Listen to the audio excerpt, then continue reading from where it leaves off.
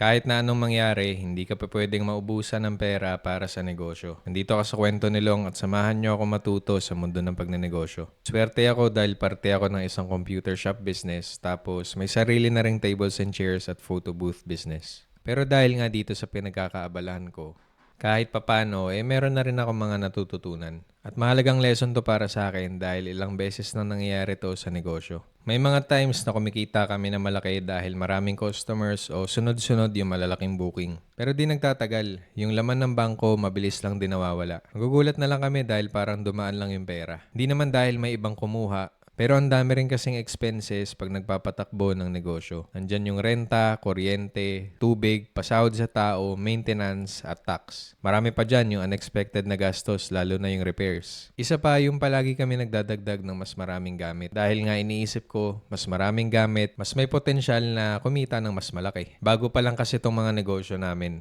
napakalayo pa para makonsider na stable.